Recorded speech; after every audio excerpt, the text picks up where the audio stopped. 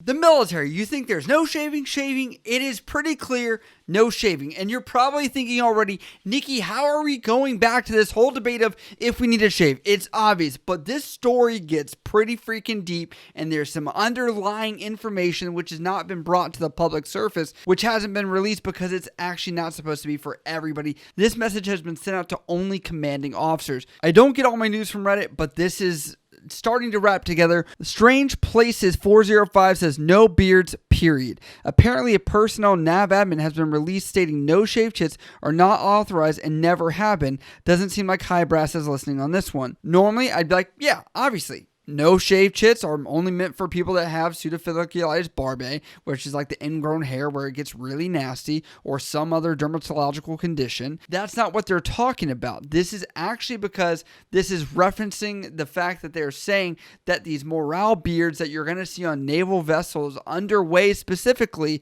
are not allowed to have these morale beards, where they would often charge sailors $5, $10, whatever it was, per month to get a chit in order to be able to not shave while they're underway for the morale, recreation, and welfare funds, which is all the fun stuff. And females were able to also have ponytail chits. By the way, they now are able to wear ponytails everywhere, but us males still gotta shave. So it was known that these no shave chits that were being sold in order to raise a little bit of funds for this were going to be authorized, but the second you pull back into port, you are not allowed to utilize this no shave chit. Common sense, when no one sees us, cool. Don't do it. When you're in port, you gotta shave. But this is not new because, for example, on submarines, they've done this kind of stuff. Also, on top of that, they do have different undershirts and their own tennis shoes or whatever else, knowing no one's gonna see them under the water. So these small things to boost morale are not really a new thing. Now, this nav admin is not a public nav admin, but it has been released on Reddit right here for everyone's viewing pleasure as it got leaked out, but here it is. Subject: personnel for commanders, commanding officers, and executive officers, unauthorized beards. Navy senior leadership recently learned that some fleet units may be allowing sailors to grow beards while underway. While commands likely do this with good intentions to support morale, it is contrary to Navy policy and is not within commanding officer's authority. More importantly, and based on Naval Safety Center Face Seal guidance, facial hair puts sailors, their shipmates, and your ship at increased risk in the event of a fire or other event/casualty requiring the donning of a breathing apparatus. All float commanders must ensure the practice stops immediately. Naval Safety Center studies have shown that sailors with facial hair of any length are not able to maintain a skin-to-rubber seal on all current Navy breathing apparatuses. These studies, which concluded the deviations from the current prescribed facial hair grooming standards, represented a significant increased risk to the individual, and a subsequent risk was transferred to other crew members who may have to assist or rely upon individual with facial hair. The fire on the former USS Bonhomme Richard is a stark reminder that when fire strikes, all sailors must be ready to respond at a moment's notice. The bottom line, sailors who are not adhering to the grooming standards pose a risk to themselves, or shipmates, and your ship. For all sailors afloat or ashore, the only exceptions to policy for facial hair are waivers for religious accommodations approved by me and waivers due to medical diagnosis of PFB while being treated in line with reference C and as approved by the commanding officer. This is released by Vice Admiral John B. Knoll. Now, this sparks an interesting point. Why is this being released now? Why is this being addressed?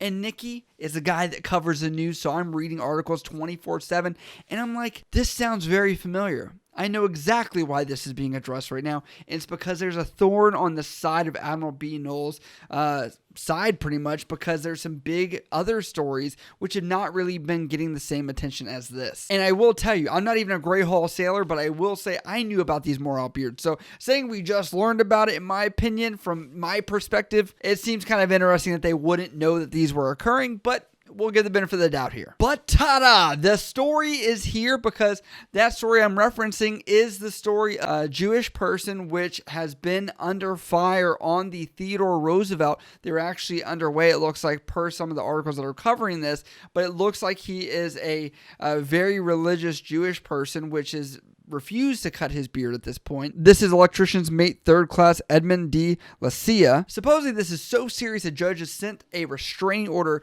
to Admiral Knoll over at Navy Personnel Command to send this to the Theodore Roosevelt, which they're not sure if they already enforced him to shave or not. There's no update to that story if the message got there in time. They are saying that they're holding this until further notice or appeal process to ensure this 3rd class is getting his rights to his religious preferences. Within this form of Orthodox Judaism, patriotism. It is a religious requirement and an expression of obedience and fidelity to God for men not to cut the side and edges of their hair. The court documents state the growth of facial hair also promotes physical and spiritual modesty and is a sign of spiritual maturity in his faith community. His lawyer also says this: the Navy often cites safety as a reason to require sailors to shave when at sea in case they're forced to don protective equipment to fight a fire or other emergency. Baxter argued that other crew members on the Theodore Roosevelt have morale, welfare, and recreation waivers that allow them to grow beards. If the Navy can safely fight fires while sailors hold morale and medical beard exemptions, why can it not accomplish this goal with EMN3 de Lucia, especially given that his beard has posed no problem to date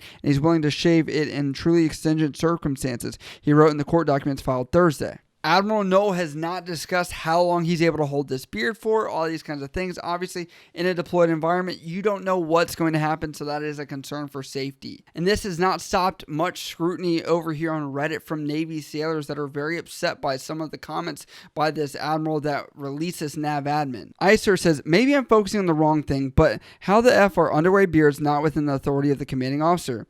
The old man has the authority to make difficult decisions that could affect the safety of the crew, and without that authority, the CO is ineffective.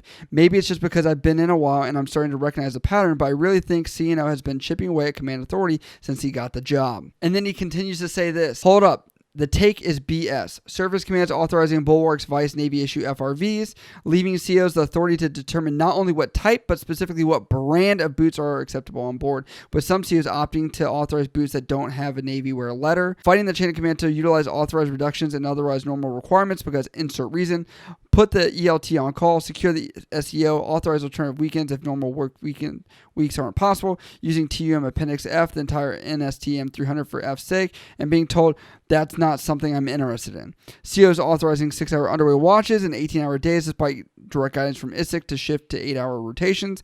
COs lighting the smoke lamp in submarines. All these are examples of COs reducing or ignoring big Navy requirements. The captain has ultimate authority on the vessel, period, full stop. For the majority of my career, this has not been negotiable. During the tenure of this CNO, I've seen massive uptick in the words commanding officers cannot. I've seen a CO get fired for writing a letter. I've seen an XO get dragged through years of S and ultimately told he was wrong, despite reporting that his ship wasn't ready and his maintenance period was unsat. I don't give a single flying F if the CNO thinks beards look unprofessional. Hell, I don't even particularly care if he thinks they're unsafe. I want the CNO to meaningfully address suicide across the department. I want him to honestly adjust op-tempo instead of listing it as a contributing factor to collisions, suicides, UIs, and mental health assessments and the double pumping carriers.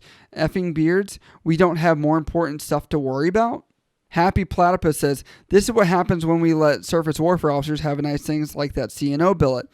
Blue Faded Giant response, exactly. Out of all things in the Navy to worry about mental health, suicide, sexual assault, deferred maintenance, undermanned ships, the CNO felt it necessary to address no-shave chits while underway. So as somebody that is an independent duty corpsman that is able to write no-shave chits, I would say that this could be merely just an opinion by a medical provider to allow no-shave chits on this vessel, which I find very interesting. But I will say that I think that these are traditions that have occurred throughout time. I get the point of the safety factor of it. I'm not an expert on the SEALs. I haven't made these masks to know what they are. But do I think we should be allowed to have beards? Yes, that's what I really would want. I'm not the person making the decision. I'm not the person responsible for people's lives if something happens and they don't have a proper seal and they're trying to fight a fire. But I will say, I can imagine, if anything, it will no longer be a moral welfare chit. It would be something underground like a donation to moral welfare recreation, which will be given a list to the MWR rep, which somehow the medical person will get,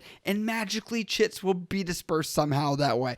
But it does look like the backlash from this Jewish appeal that's occurred for this man's facial hair on the Theodore Roosevelt has caused an uptick in this concern for beards and the fairness or the dispersal of people being able to shave or not shave. I like to go back to this because it is a good topic of debate that you guys love to bite into, and I do think that it is a concern for people when we're talking about fairness, when we're talking about skin conditions, we're talking about religious issues, we're talking about just morale as well and welfare. I mean, this beard thing has somehow encompassed almost every single problem or issue we could find in the military. Do I think it's going to fix every single issue we ever have? No. Is it going to make us better war fighters to ensure that we're ready to go fight our adversaries?